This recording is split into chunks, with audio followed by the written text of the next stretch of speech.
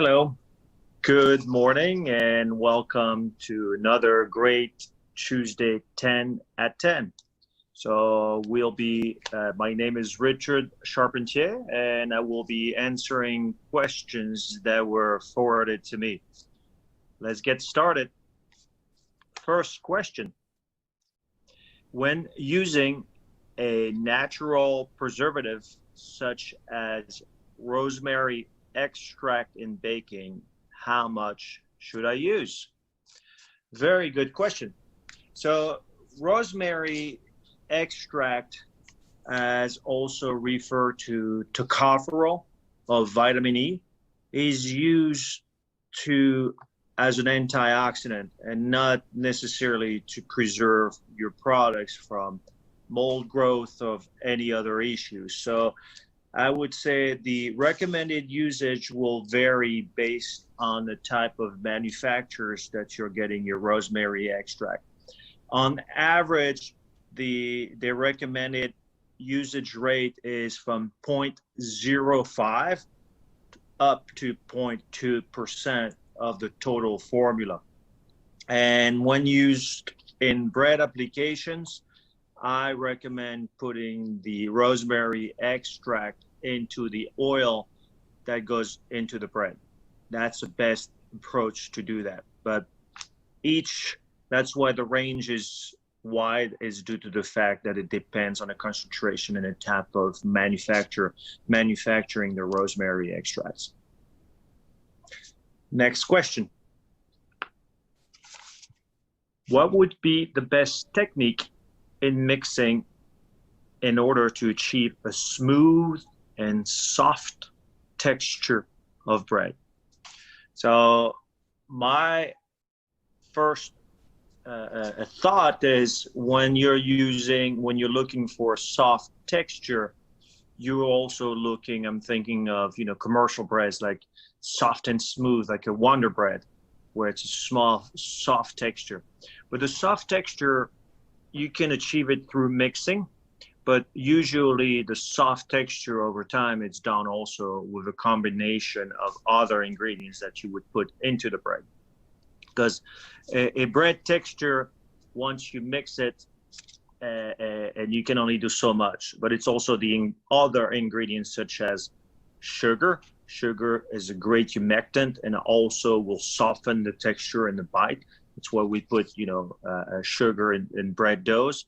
We also put fat to change the texture. But if you just put water, salt, and yeast, it's not going to change. I'm not aware of a mixing method or process that will change the texture. It's also adding other ingredients. And overall,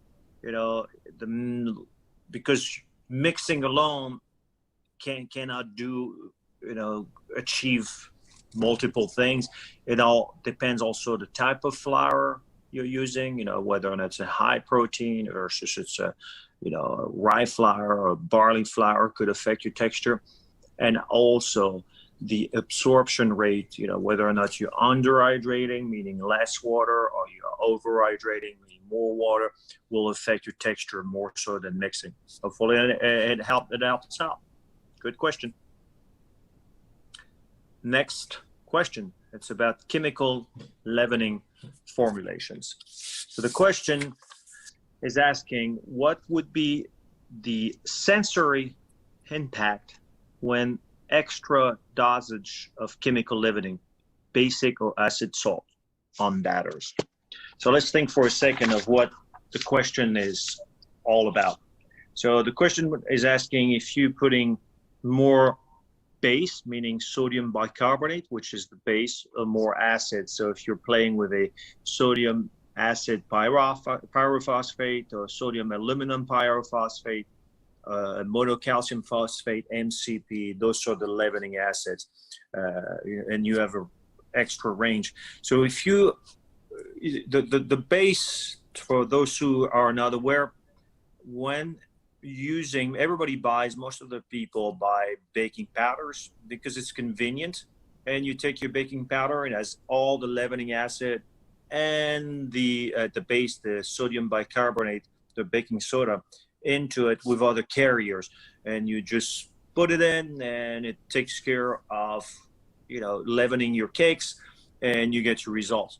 A lot of people also try to formulate their own leavening acids or their own baking powder by being able to control the rate of reaction in the oven, of when it's going to react, at what temperature, et cetera, et cetera. That's an advantage of doing so. But in order to do it, usually what you want to do, if you look online, I'll talk about neutralizing value. It means how many particulates of soda does it take to neutralize it, and neutralizing meaning to bring it to a pH of 7, meaning neutral. So once you do it, neutralization, it's going to be at 7. But if you, in that question, for instance, we're asking whether or not if you put too much acid. So if you put too much acid, what's going to happen is your pH is going to lower and lower and lower and lower. And the lower the pH, and especially if it's in a cake batter, it's going to start affecting your starch, the way the starch gels, and the way everything is basically sets up, and it's going to also affect your flavor. So if you have a cake that is too low in pH, it's going to also denature your protein. It's going to have a counter effect to it, especially if you're adding extra, meaning you're putting more acids in. If you're putting extra baking soda, meaning we're going the opposite. And remember, there's a scale of 0 to 14, 14 being very basic, and 0 or 1 being very acidic. So, you know, lemon juice is around 3. And if you go of some of the alkaline cocoa powder, they're around 9. So the more alkaline you get, then it's going to change again. Same as acidic, is going to change the way it performs, the gelation of the starches. It's going to change the way your cake sets, and it's also going to change the color as well, which is the same thing with acidic. When it's too acidic, it gets pale. And when it's too alkaline, it starts getting darker. And you guys are all familiar with the devil's cake, where it's alkaline, where we're adding a chocolate cake, where we're adding extra baking soda on purpose, and just to get that foxy red color. And some people can refer to, when you have extra soda, to call it very soppy, like soapy, and has that really weird flavor, and it's due to the baking soda. So hopefully I answered the question, but based on the product and the ingredients you have in, if you deviate from that neutralization point value of 7, it's going to start affecting your cake either way. Last question. Chemical leavening formulations. As per my understanding, SAS stands for sodium aluminum sulfate instead of sodium acid sulfate, ? I only mention it because of the recent concern related to the consumption of aluminum. Very good on-trend question. Right now, to confirm, yes, SAS, SAS, stands for sodium aluminum sulfate. It is a leavening acid, and this one is very particular, and it's not used heavily in the industry. It's particular because of its very slow, retarded reaction to baking soda.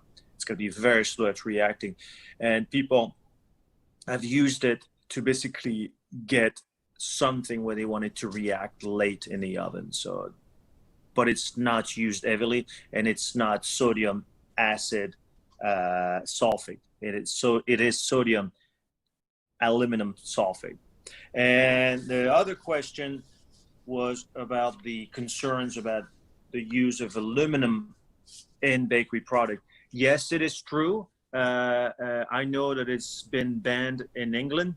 There's some work that's been done for the last 10 years to really remove all aluminum. You'll find it where it's being banned and regulated into different countries in the world, where they're removing the aluminum due to the health concerns about it. In the US, it's not. It's still regulated, you know, as safe and US regulation.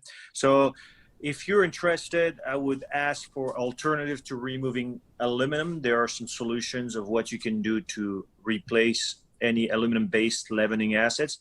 And I will go talk to your reps or your vendors who do sell that. All right. So again, thank you very much for another great Tuesday 10 at 10. For any bakery-related questions, if we didn't cover it here, please feel free to go to the Bakerpedia website under Baker Help. You can also find my link to as a consultant. So if you need help consulting, please let me know. Other than that, you have a happy, wonderful baking day, and see you next week. Take care. Bye-bye.